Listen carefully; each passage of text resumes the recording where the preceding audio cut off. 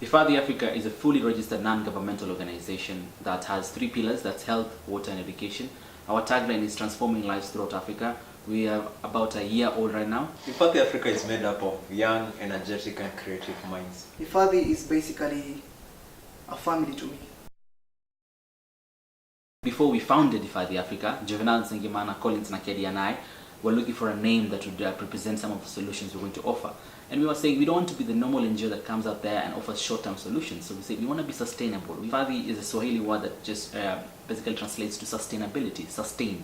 So we wanted to offer sustainable solutions, long-term sustainable solutions. And that's where the name Hifadhi came from.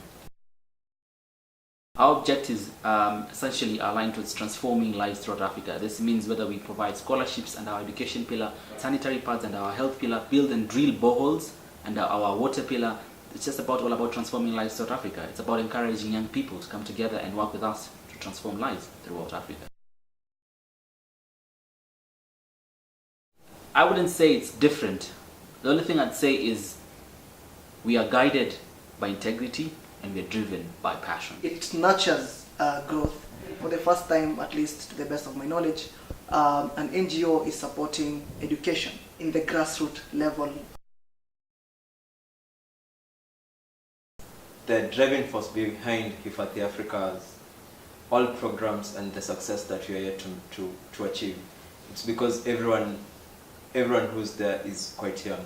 Starting from the directors and to the guys and also to our volunteers. The young people who are just fresh out of uni and they want to make a great impact in this society. Our major drive is our backgrounds, where we come from. I would say as a person, I've really struggled my way up in terms of education, and thanks to God, at least I have a master's degree today. That is actually the sole drive that is driving us. We want to support other students like us from different backgrounds who are also marginalized and cannot support themselves to get to wherever we are. We are driven by passion. Our areas of interest are 3 counties. And why did we pick those 3 counties? Because we wanted to focus on pastoralist communities, areas like Baringo, specifically East Pokot. We wanted to focus on Marsabit, areas like Chalbi Desert, and to see how we can improve this situation. Definitely Nairobi was one of our counties because our secretariat is going to be based in Nairobi.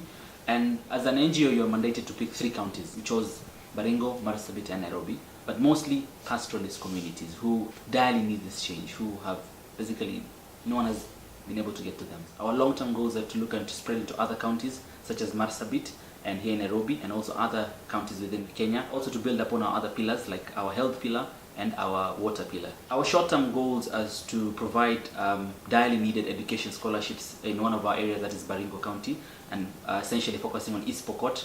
And that's one of our short-term goals, just to see through 4 students to go through high school.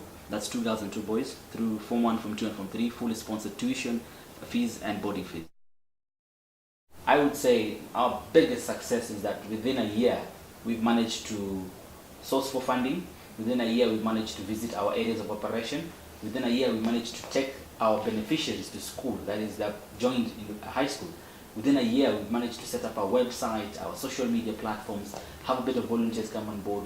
Within a year we've been able to organize a Valentine's dinner. So far we've visited Baringo County. Specifically we've gone to Nginyang Town Center, and where we did our shortlisting of prospective candidates who we were going to offer the scholarships. And then we moved to Eldamaravine Girls High School to see the schools that we were prospecting to send our students to. Then we went to Bapelo High School. We've been to Marigat Town Center, where essentially we would have our short meetings. Nakuru and Nairobi, where we work from. But a lot we've been working from East Pokot, where we've been doing a lot of our research, our interviews, and basically our field work. We've grown so fast that we're even shocked. We wonder where we'll be in the next 4 or 5 years. The greatest challenges that we face right now is getting Hifadhi Africa on its feet formally. That is, setting up a secretariat and getting funding. Also getting corporates to believe that, you know what, we're young, yes, we are only in our early 20s, but this is what we want to do. Help us with 1 million, 2 million shillings and help us see our project through. And that's one of the biggest challenges ever. And then also, cutting across into the NGO world. A lot of NGOs have been in the industry for 30 years, funded by big multinational organizations and donors. I think every beginner in this world, unless you're a supernatural being, we always have challenges, and Hifadhi, being an organization in transforming the lives of the many students in the marginalized communities, we have faced it tough. The challenges are quite many, and one of the challenges is funding. No one has actually come to our support in terms of maybe giving us the funding that we need. All we've done so far is gather what we have, and that's how we are managing Hifadhi Africa. So it's a bit of a challenge getting ourselves on the feet, but it's now a target. In the next 5 years, we will grow regional. We will be in Uganda, Tanzania, Rwanda. In the next 5 years, Hifadhi Africa is going to have achieved a lot in terms of health, water, and education. Hifadhi Africa in 5 years. We're looking at having our students who have joined Form 1 as of 2014 go through Form 2, 3, and 4. We're looking at expanding in our areas of operation, that is going into Marsabit County and doing a bit of projects there. We're also looking at setting up a secretariat and a volunteer force, a very strong volunteer force. And that's in 5 years. Definitely we're looking at going to a lot of partnerships with corporates, internationally and locally, working a lot with Kenyan citizens to bring about the change that they want. Also having some bit of fun activities, some trips, some camps. The directors and the volunteers at the moment, we're laying a strategy of whereby at least we'll be in the entire East Africa supporting each and every child who needs Hifadhi Africa. I've learned a lot from Hifadhi. I've learned that life can be a precious gift.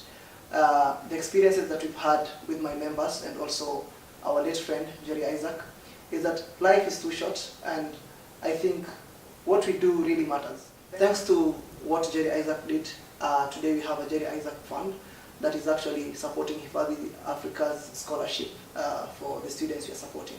So every young man out there, I guess, has the ability to do one or two things. His life was great, Jerry. He lived a very good life.